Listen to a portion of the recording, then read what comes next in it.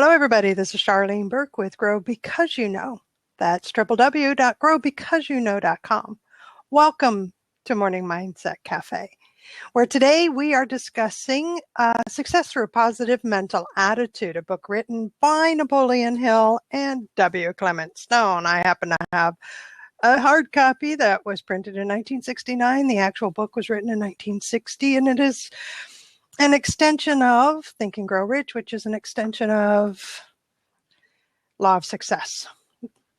Now, why are we doing this? Is because it's written in a little bit different language, so different stories, but a review of the success principles that have and continue to help every one of us break free, break through,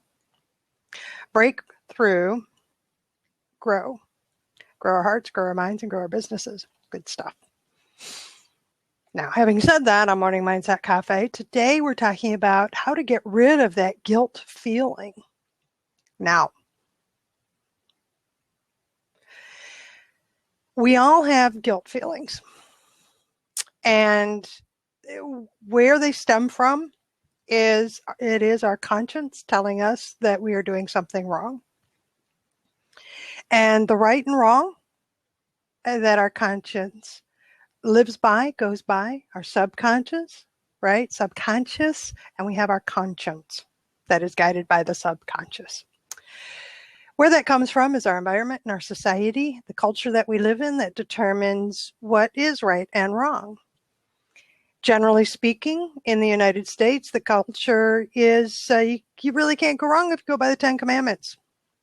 You know, don't kill anybody. Don't covet things that aren't yours. Don't get overwhelmed with envy. You know about the 7 deadly sins, right? Don't get lazy. You know, too much anger can hurt people. Don't dishonor your parents. That extends to dishonoring other people. All those things, right? It's how we behave in the society or culture that we are in. And it could very well be different, and is. I know it is. There are some things that are accepted in different cultures, and that's fine. I was born into a Christian-based culture.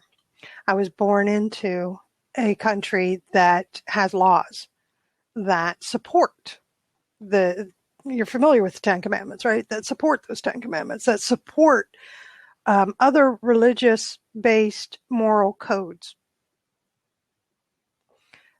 So when I steal something, yes, I did, I feel guilty because I know I did something wrong.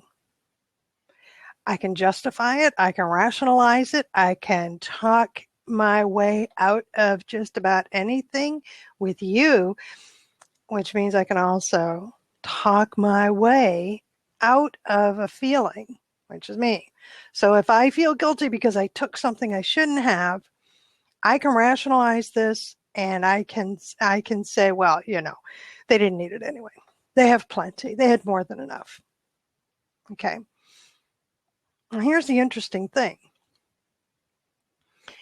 is that takes care of the thought part, where I rationalize and justify my actions to assuage that guilt feeling. But I just want you to remember, I just assuaged it. I didn't actually get rid of the guilt feeling. It's not gone. It feels like it's gone because I've decided I'm going to focus my attention elsewhere. But I didn't really take care of that guilt feeling. What I did was I kind of pushed it even further into my subconscious, and it's dragging me down because now that I no longer really feel guilty, I just feel like a little niggle every once in a while. I'm inclined to do something wrong again. And then again, and then again. And so what ends up happening is that little bitty guilt feeling, because I knew I was doing something wrong, it gets pretty big, and it turns into, I'm a bad person. It hides and prevents me from feeling good towards other people. It keeps me anchored in a bad way. Keeps me heavy. right? Turns into this baggage that it really does feel like I'm hauling something big. So what I was taught to do many years ago, and I've mentioned this throughout. That's why I love these books. I love what we've talked about over these past weeks and months here at Morning Mindset Cafe about that personal inventory, that personal self-analysis, those questions that are in these books that we can ask ourselves to help identify where this ick comes from, right? And one of the remedies, just one, it's a huge one, for actually anything that we've got going on, is action. If I want to change something about myself, I must take action on it. I have to identify what it is, find the solution, then take action. So today we're talking about guilt. Guilt is good because it is my barometer of conduct. If I'm heading in a direction that goes against my values, that goes against my beliefs, that goes against my culture and societal beliefs, and I feel guilty, it's time to take a look. Now, it's up to me to determine whether or not it's appropriate to keep the guilt and make change in my society, or to get rid of the guilt because I did something wrong. I'm going to keep this really simple. If my actions have in any way hurt another person, I have to take action on that. Now, what does it mean by hurt another person? If I cheat, lie, steal, those are hurtful to others because I'm not being my true self when I'm with them. Now I feel guilty.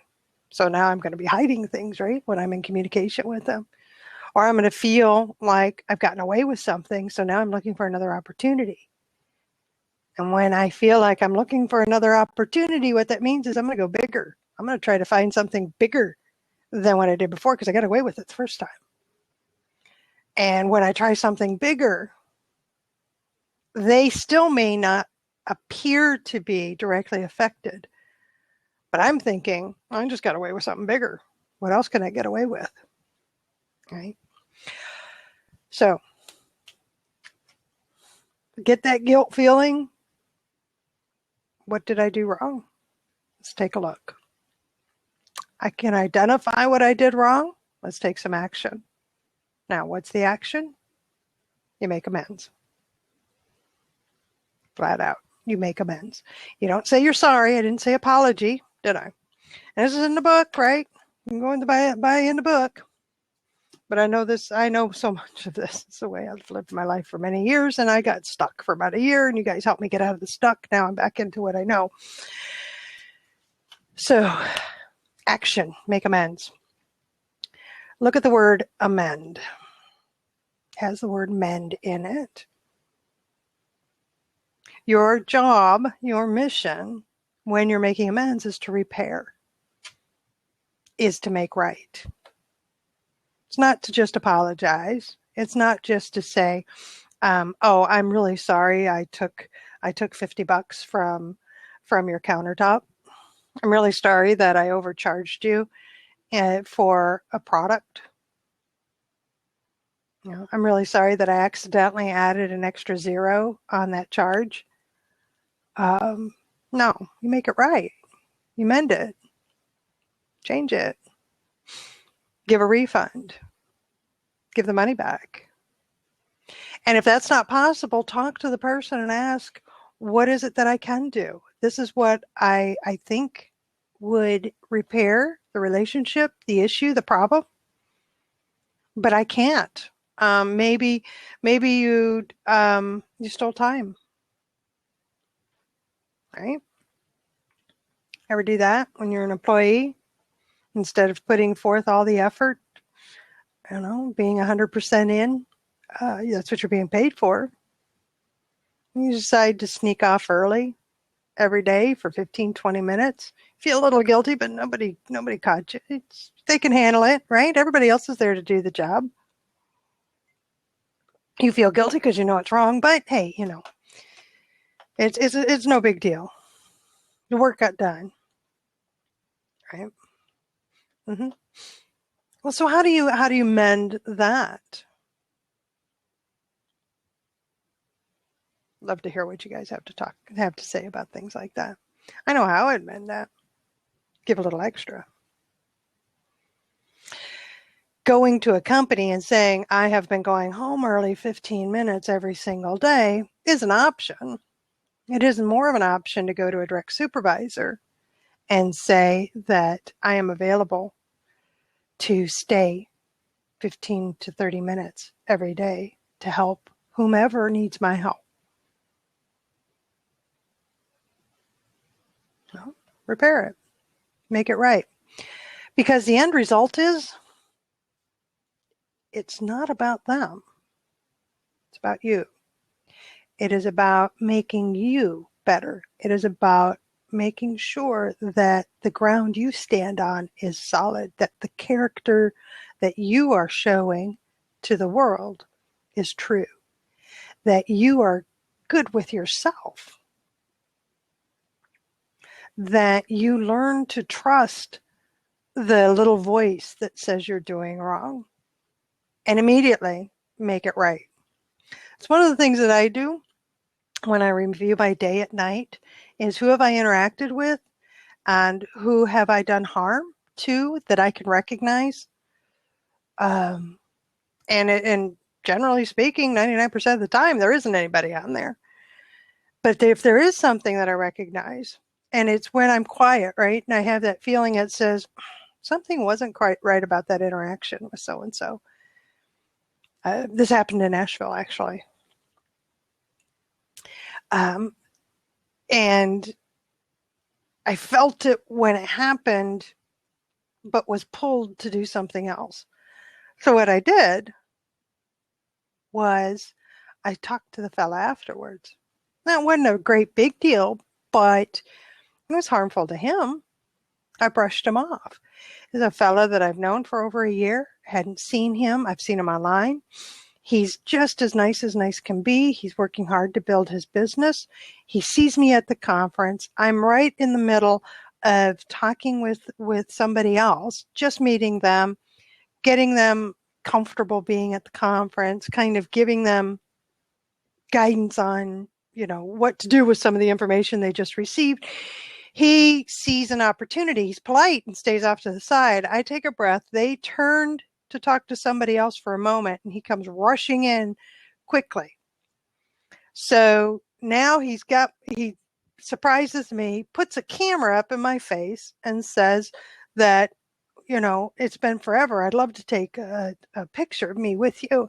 So I appreciate that. If you can give me a minute to just get my breath so I can smile for you.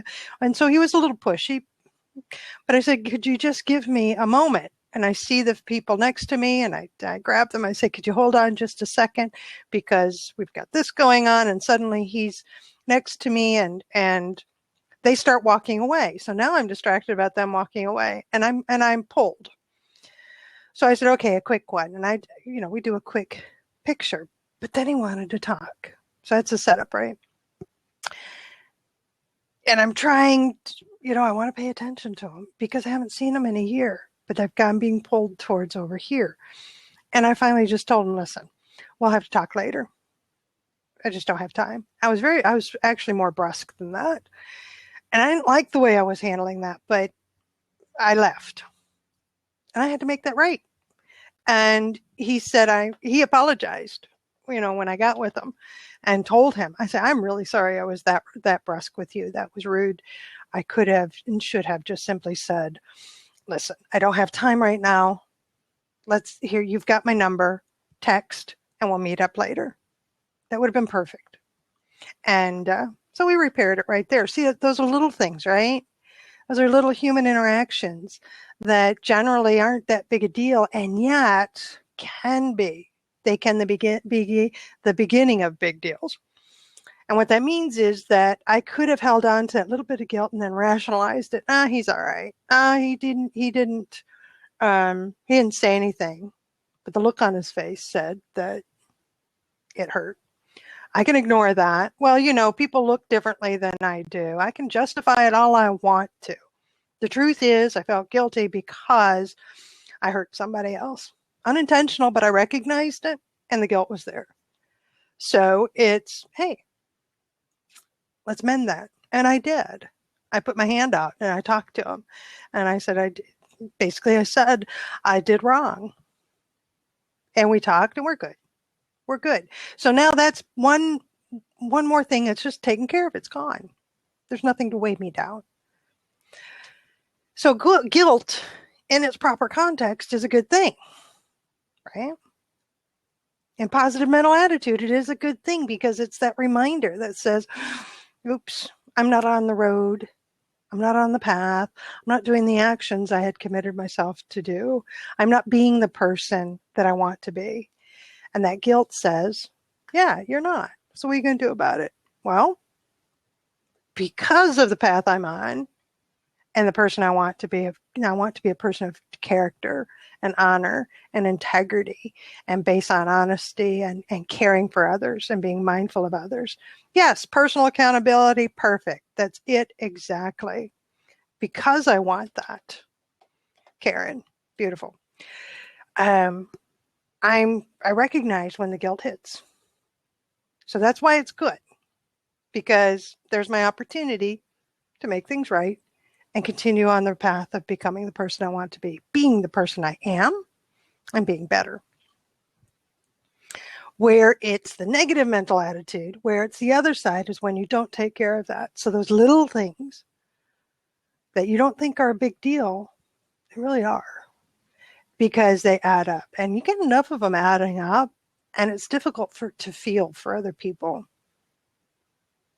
because the self-recrimination of knowing that you've done wrong things, even though you've gotten away with them, it's difficult to care for other people. It gets in the way.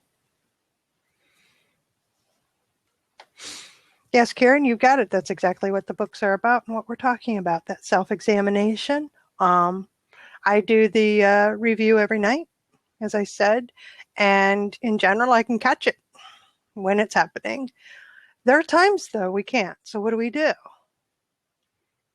What do we do?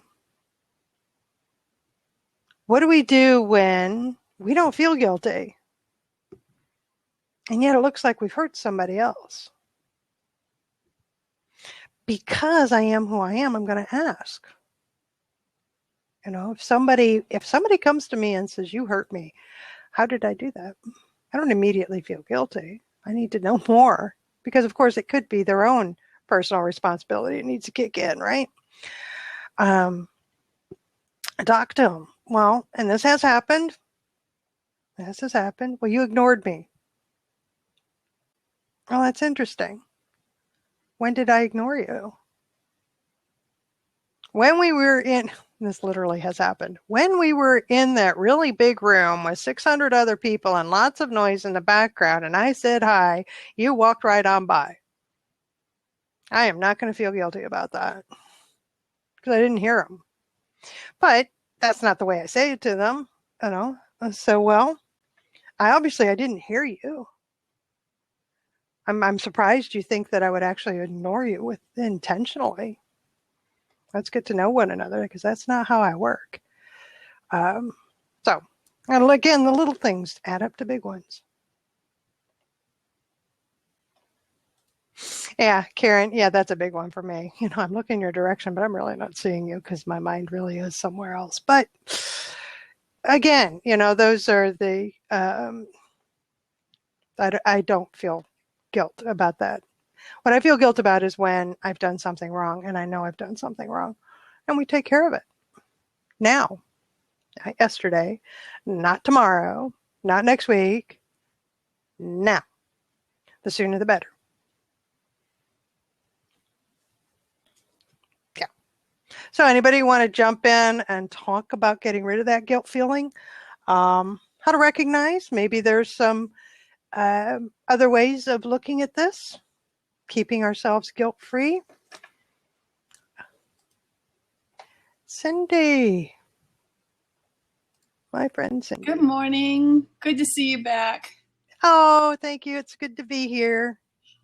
Yeah, I know you again talking to me like you do every morning. I've had several. I never set out to hurt anybody ever, but things do happen, and sometimes they're explainable. Like you said, you ask the person, give me more information, and try to figure out when that point was, where you were, what you were doing, what was on your mind, and how they would perceive, the communication or lack thereof. And I had a person, I've several, like I said, a few people in my lifetime, and one, I thought I was being jovial, and they really took it like, I was doing a friendly thing. The person was doing something bad. She knew she was doing something that was against the rules, policies of the group. But we let her get away with it. Now she was 10 years older than me. So she knew, we all knew she was getting away with it, and none of us said anything. So we're as bad as she was. Okay. But when someone finally called her out on it, they came to me that she's your friend, Cindy, and she's been bad. And I'm like, okay, I'll tell her, you right. Found out, cat's out of the bag. Right. So that's what I said. I said, well, we've been found out, cat's out of the bag. She said, what? I said, they found out you've not paid your dues. Mm-hmm. Still been coming. And so she put me in the doghouse. Because you called her out. Now, that to me is a clear example of somebody who's been getting away with something regularly. That's not the first time she's gotten away with something. No, this is like a whole year. But this is other things she's gotten away with as well. What I was talking about earlier, you get away with something and you can rationalize it. Then that means I can get away with something else. Oh, look. Why should I care? Right. Why should I care? Is what eventually happens. That's what I've seen in myself. And what you just described, well, it's your fault, Cindy. Yeah. What the heck? You're the one that let me get away with it. Really? But the weird thing is it wasn't. I mean, it was everybody. It was amazing because even the president of the chapter knew she was getting away with it. Everybody knew it. So now, all right.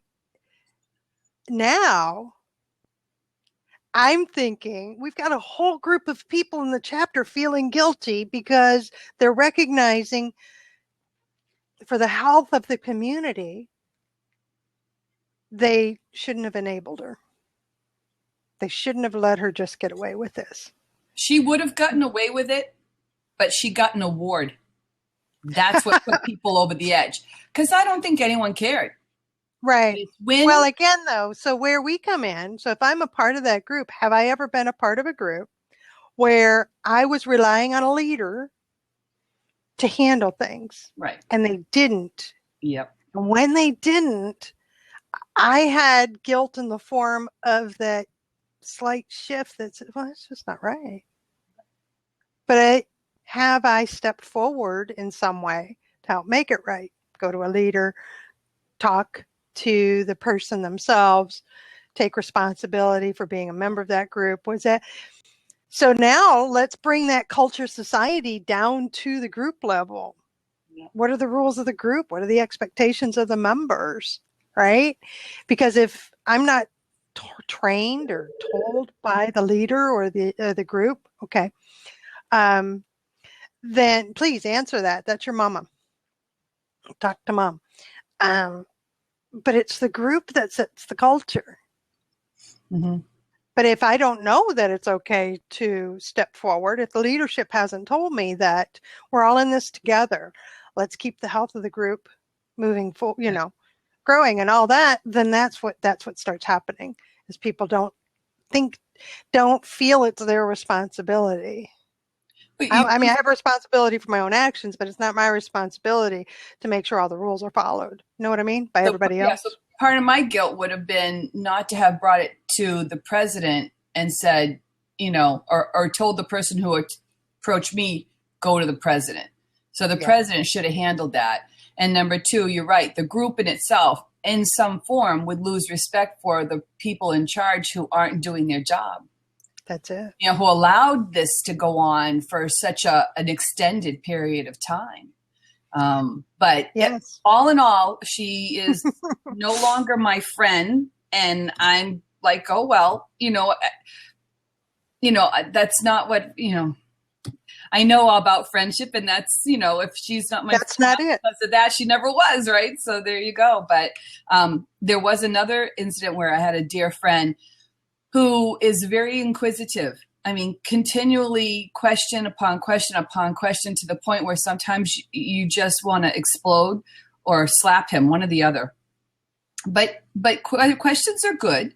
If he doesn't understand something, he's not afraid to ask, and this is good, but it's the repetitive of the same question that gets me sometimes. But he's a little special, and he's a dear heart.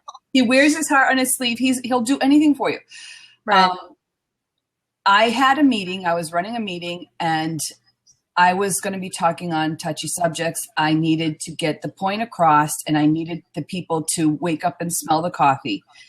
And I kind of snapped at him at dinner the night before, and I was saying how I was nervous about this particular meeting because I was afraid that, I was just going to get bombarded and attacked, and I didn't want to do that.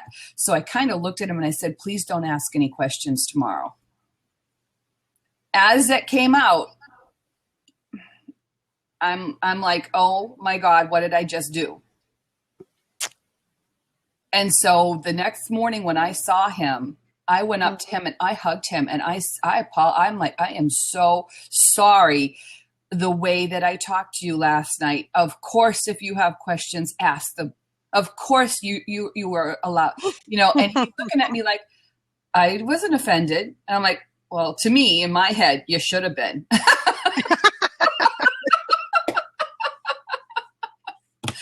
But, he understood my anxiousness. He understood where I was coming from, or he didn't realize I was being snippy with him. But I felt so guilty that whole day that I couldn't sleep at night because how could I treat another human being like that? How could I do that?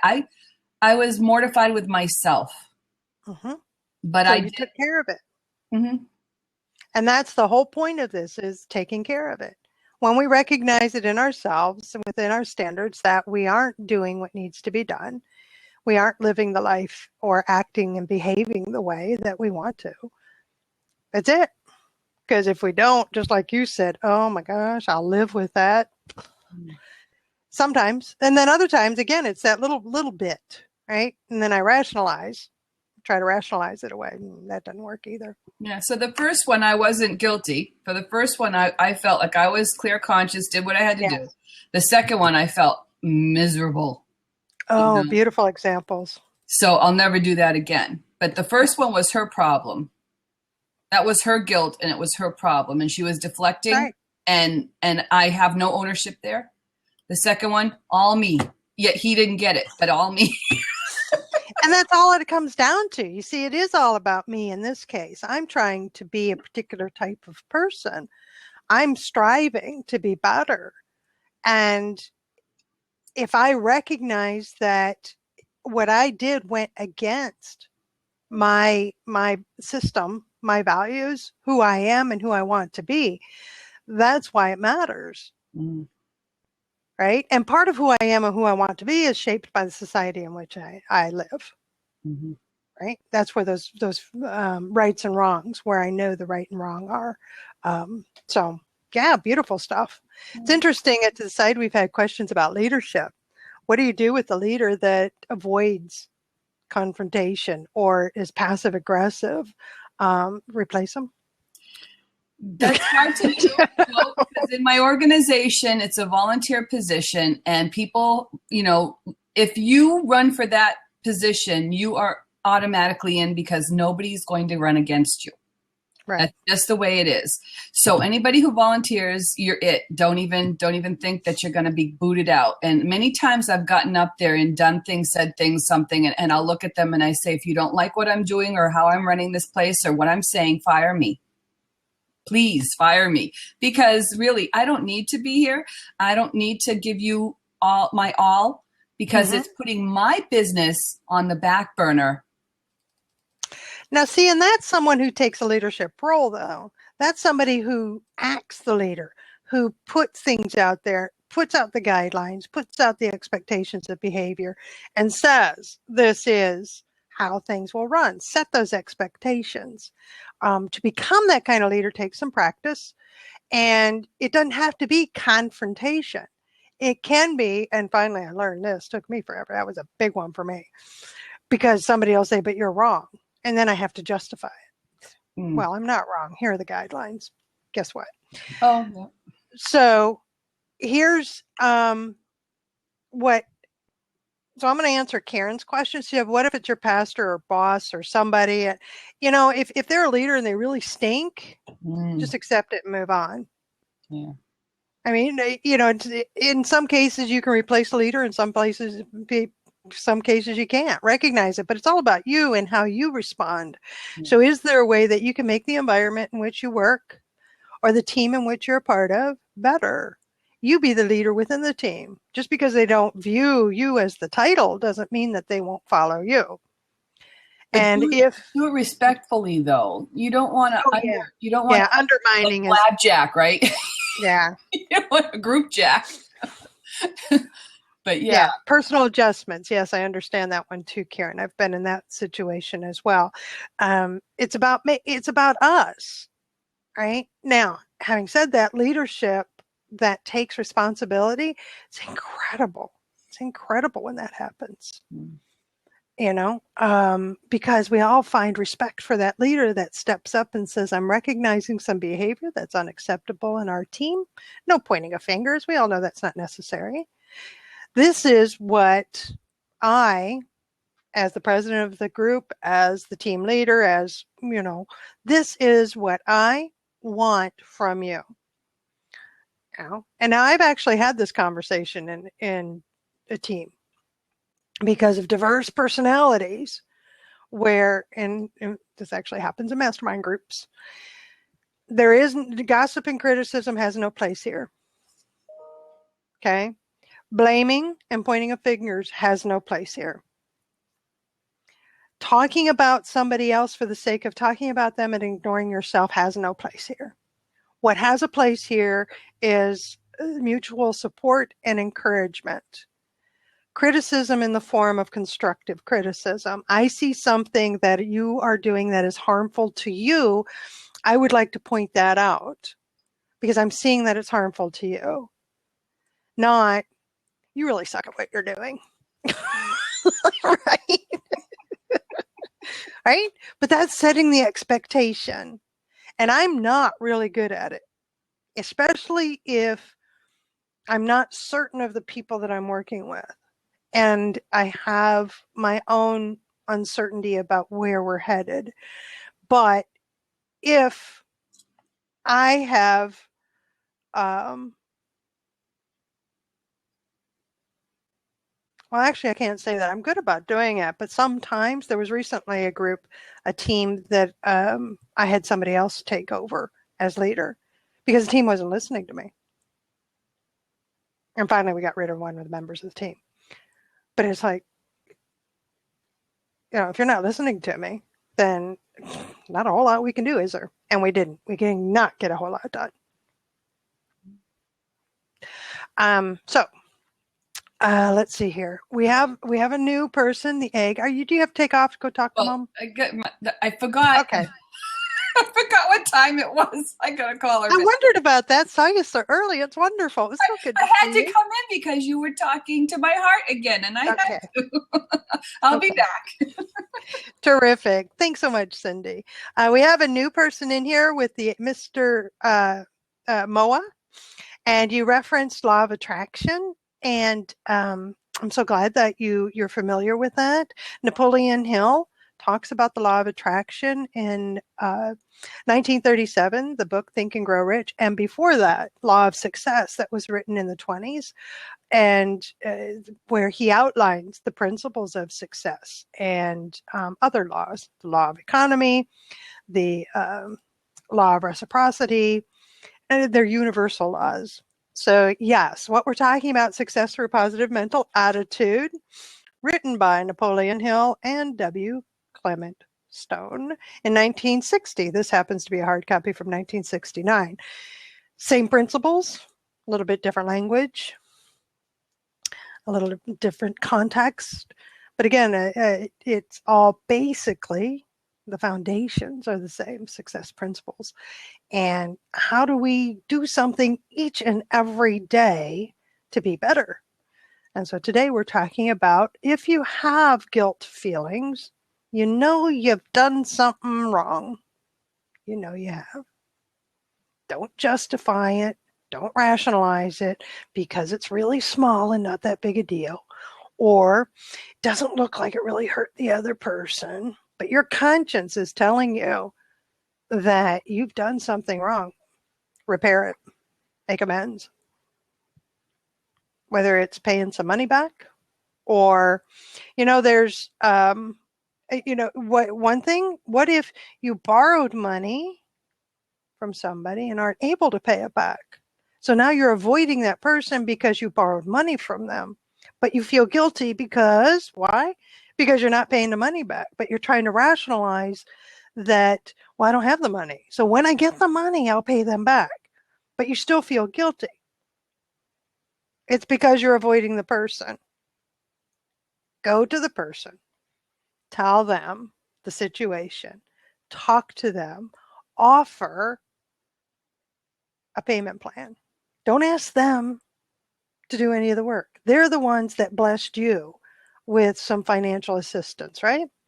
So it's your responsibility to make sure that you pay them back. If you can't pay them back on the terms that were originally agreed on, go to them and tell them as soon as you do. This means that you don't feel the guilt. But if you're feeling the guilt now, take some action. Go to them and say, this is the situation. I'd like to modify the terms because of the current situation so that I can pay you back like this. That means you're a person of character. That's what you're showing the other person. And that's who you get to live with. Bet you sleep better tonight too when you do that. Catherine saying in drama we call it glows and grows. You share positive things and something that needs an improvement or adjustment. Yeah, these are things that I'm still working on because intercommunication is difficult for me. It just is, especially with people I don't know very well. When I have clearly defined roles, then I'm good. Starts getting blurry in some way, and I'm not so good. I am very linear, and you say it that way, I'll take you literally. And actually, I was talking to somebody about it this weekend. She was talking about her husband, and she just kept looking at me and said, "Oh my God, you're just like my husband." Just because I said I didn't like what you just did doesn't mean don't ever do it again. It's in the context of right here. And I looked at her, I said, but it's the same behavior no matter where it happens.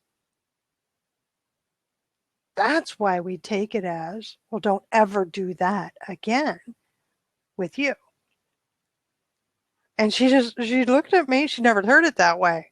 I said, how can I take it in context when it's a behavior that's done everywhere? When I always laugh like that. And you tell me, don't laugh like that. Well, I love you, so I'm going to take you seriously and say that, well, that obviously is something that really bothers you. I'm willing to not laugh like that ever again. And I said, so why not say it something like, right now it's not appropriate to laugh like that. Oh, see, we hear that. We hear the right now part. Give me context. Oh, yeah, Catherine saying she loves it when the roles are clearly defined, then someone keeps adding to the definition. I know.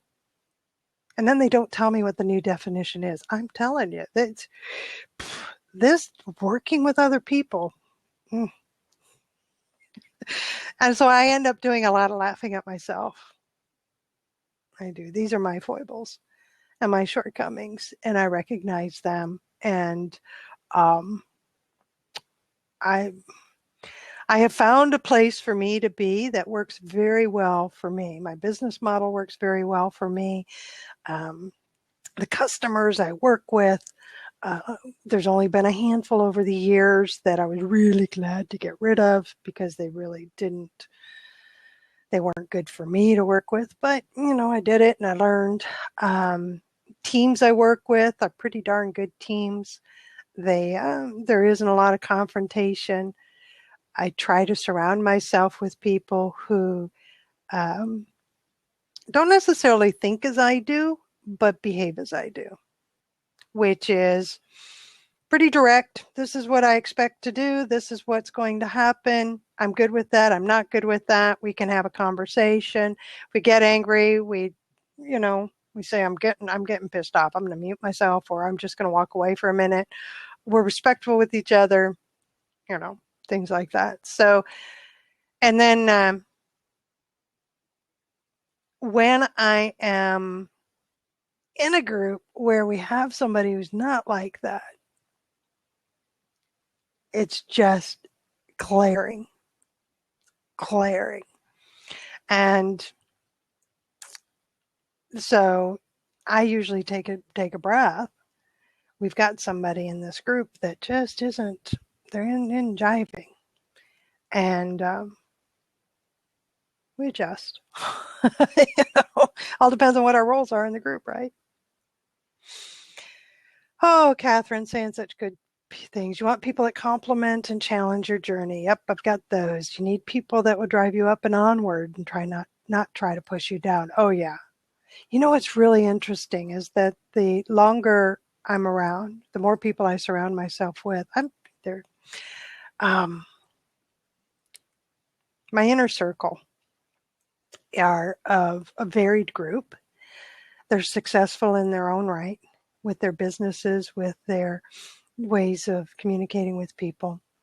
And they're the ones that have real influence over me. And they're the ones that are all about Charlene being successful. I did that on purpose. Took a while to find them, to replace the old group, to really get focused on where I wanted to be. But I got there. I got there.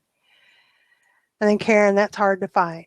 The group of people that support you and drive you upward and onward? Yeah. Well, and I got to tell you, it's because it's a very small group. It really is. But once you've got them, it's incredible. So what I did was I started consciously looking for people to add to my inner circle, and I experimented with a lot, and that's kind of the way I guess I looked at it was, well, let's try you for a while, see how you fit. They didn't necessarily know it. It was just my conscious effort and my judgment, I first judge you on your behavior, on what I see. I'm attracted to that. All right. Now I get next to you. Then I begin to judge you on how you think and talk. Whoa, okay. I'm liking what you're saying. I'm liking how you treat other people. I like where you are in your business. And I'll see how you handle, and I'll judge you. How do you handle adversity? When you stumble, what do you do? And people around me, they do all sorts of different things. I've got one that just jumps right back up and says, come on and hit me again. I got others that go bang on trees and let her rip, I got others that'll nurse a grudge. And you don't realize it until you're talking to them. They're still nursing that grudge against somebody else. And then eventually they say, got to take care of this. I'll be back, So it's, I'm determining if you're going to fit in my inner circle. Who's going to have influence over me? And it took time. And there's a very small group of people. We're not talking 10, 20, 30 people here in my inner circle at all. Now, the second circle, I've got my inner circle. Those are the ones that have influence. Then I have that second circle. Those are the ones that can affect my success. They're people that are important in my life, and I'm glad that they're around. They're not going to really be a part. What they say doesn't have as much weight or impact on me as those that are on the inside. I pay attention to them because I respect them and I like what they're doing in their lives. And I see the successes that they're having, and I'm rah-rah for them, and they'll rah-rah for me, and that's great. And when they start talking about their values or how they're seeing things, and I'm seeing that's not quite matching up with what you're saying isn't matching up with behavior. Oftentimes, instead of saying that I'm judging what you say, I'm saying I'm just reading a sign on your back. You say one thing and you do another. Okay, that's who you are. Move on. Doesn't have that big of an influence on me. Now, somebody in my inner circle, I'll talk to them. I'll say something. And it's not that I'm pointing out you're doing something that I don't like. It's, are you okay? See. Boy, we got all kinds of chat going on over here. I'm sorry you're at work, Karen. I'd love to have you in here. My ex-husband said I throw people away, and that's because I adopted this concept, had to remove toxic, problematic people, not healthy for me, couldn't be a part of my inner circle, my circle of influence. Yes, yes, yes, yes, yes, yes. I went through that as well. And it's not that we throw them away. We move them aside to make room for somebody else. It's the recognition that you are not healthy for me. And oftentimes, instead of because of who they are, because sometimes it's family, sometimes it's friendships from, I know people who've had friendships for 40, 50 years. I don't know what that's like. I don't have those. But there's a reason that the relationship is I can't just walk away completely and shut a door and say goodbye. That's where that handy dandy coping mechanism called detachment comes in. That's where you're at arm's length.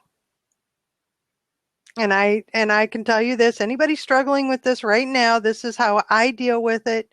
It works for me. Do what you will. If it doesn't work for you, find another way. Sean, hey, my friend Sean, it's been too long. So it's called detachment. And I physically will sometimes put my arm out and back, and that's to remind myself that you are who you are, and you don't have influence on how I think, feel, or believe right now. And I know that God loves you, and I'm really trying to, yes, this goes through my head. So I am just going to back myself away and say, you just be who you need to be. I don't have an emotional attachment to you. That's my way of doing it. Do it your way, whatever. Creating boundaries and categories of people. Yes, Karen. Inner and outer circles. Absolutely. Absolutely. As I grow, my mind, my heart, my business, as I grow, people around me change. I think it's a natural progression in living. I determine who's going to really be a part of who I'm becoming and my journey moving forward. If you're toxic, you're an anchor, you're somebody who's focused on the negative,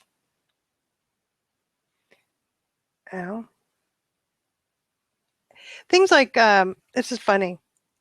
Everything has its place, doesn't it? I was reminded of somebody who really, really, really, they thrive on being, when they call themselves the devil's advocate. They thrive on always seeing the other side. Doesn't matter. Argumentative and combative is really what they are. They view it as an intellectual exercise. that somebody always needs to see the other side, and it's their responsibility to make sure you see the other side. Guess what? If I don't want to see the other side, doesn't matter what you say or do. And honestly, as we've had blabs like that, some of you in the room have seen them, where it ends up you look kind of silly.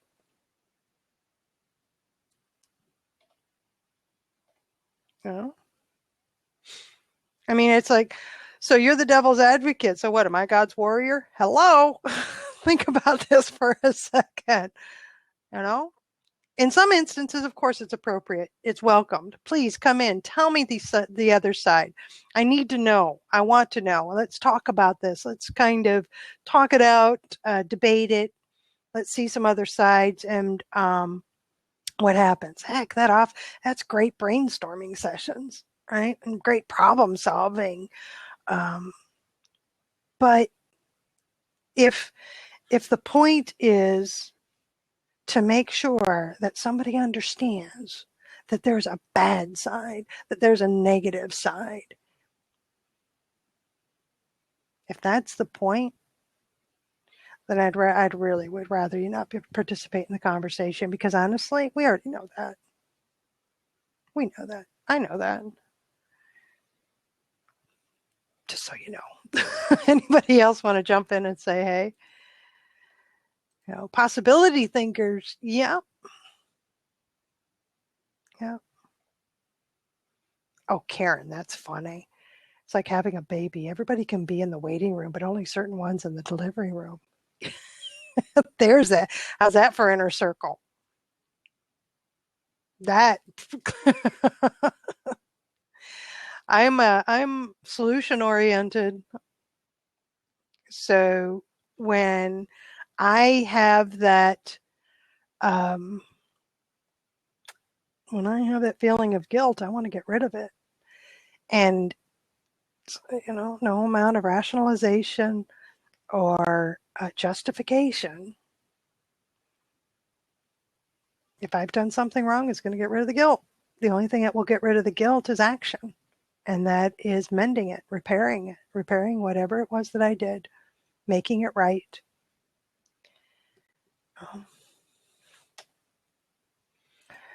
So anybody else want to jump in before the end of the program? Say, hey, talk about assuaging that guilt or taking care of it. Understanding that guilt is good, right? That's our barometer. It's our conscience talking to us. Erin, my friend, good to see you. It is, it does belong with positive mental attitude. It's recognizing that when we feel guilty, right, we can do things to make things better, make ourselves better. There's an example of, this is so interesting to me. I will hear people talk about somebody who is generous in a donation of money, especially. And I have heard the expression of, well, they're only doing it because they feel guilty. And now my thought has always been, why the heck do you care what they feel? You just got the money. The other thing that comes to mind, and it says in the book here, is that oftentimes that's the good side of the guilt, is that I now have enough money that I can take care of the things that I couldn't take care of before, when I couldn't help somebody, when I couldn't, and I felt guilty because I had some, but just not enough. I didn't want to let go. I didn't want to give I didn't want to give until it hurts, kind of thing. And recognizing maybe that I wasn't as good to my fellow man. I was in the book, a story in the book here that's great. Multimillionaire giving away money because he realized that he could have done better in helping his fellow man. So now that he can, he's going to. And that's a form of guilt. And that's a form of the positive that can come out of the guilt, that positive behavior. It motivates us to be better. It motivates us to do things. It motivates us to give when before we were just taking. That's why it belongs in Success Through a Positive Mental Attitude. We want to get rid of it. But the only way to get rid of it is through action. And the action is the good stuff. The action is the repairing of our own hearts.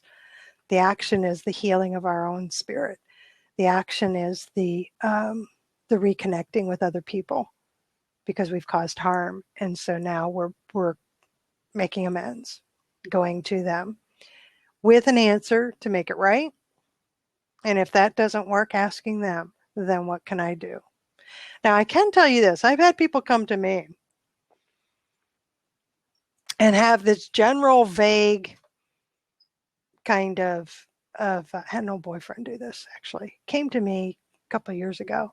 Now, mind you, it's been 30 some odd years. He says, I just really felt bad about the way I treated you. Okay. And I just wanted you to know that. And if there was anything I can do, I need to know from you, what is it I can do to make it right?